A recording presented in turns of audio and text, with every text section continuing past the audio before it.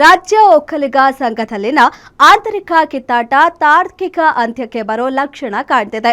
ಸಂಘದಲ್ಲಿ ಇತ್ತೀಚೆಗೆ ನಡೆದ ನೇಮಕಾತಿಯಲ್ಲಿ ಭಾರಿ ಅಕ್ರಮವಾಗಿದ್ದು ಲಂಚಾವತಾರ ತಾಂಡವವಾಡ್ತಿದೆ.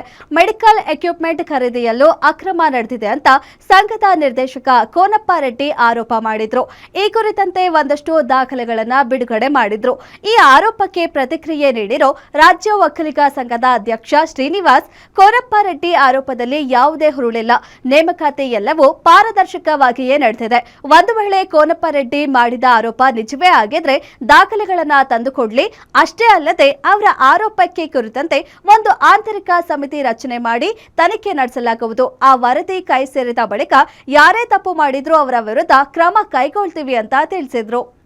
ಸೊ ನಾವು ಇದರ ವಿಚಾರವಾಗಿ ನಮ್ಮೆಲ್ಲ ಡೈರೆಕ್ಟರ್ಸ್ನೆಲ್ಲ ಒಂದು ಮೀಟಿಂಗ್ ಮಾಡಿ ಒಂದು ಸಮಿತಿ, ಇದಕ್ಕೆ ಒಂದು ಸಮಿತಿಯನ್ನು ರಚನೆ ಮಾಡಿ, ಆಂತರಿಕ ಸಮಿತಿಯನ್ನು ರಚನೆ ಮಾಡಿ 35 ಜನ ಡೈರೆಕ್ಟರ್ನ ನಾವು ಕರೆದು ಒಂದು ತೀರ್ಮಾನ ಮಾಡ್ತೀವಿ. ಯಾಕೆಂದರೆ ಯಾರಿಂದ ತಪ್ಪಾಗಿದೆ, ಯಾರಿಂದ ತಪ್ಪಾಗಿಲ್ಲ, ಆಗಿರೋದನ್ನು ತಿದ್ದುಕೊಂಡು ಹೋಗುವಂಥದ್ದು, ಸರಿ ಹೋಗಿಲ್ಲ ಅಂದರೆ ಸರಿ ಮಾಡ್ಕೊಂಡು ಹೋಗುವಂಥದ್ದು ಕೆಲಸವನ್ನು ನಾವು ಮಾಡಲಿಕ್ಕೆ ಒಂದು ಸಮಿತಿಯನ್ನು ರಚನೆ ಮಾಡಿ ನಾನು ಮಾಡ್ತೀನಿ ಅಂತ ಮಾತನ್ನು ಈ ಸಂದರ್ಭದಲ್ಲಿ ತಿಳಿಸ್ತೀನಿ.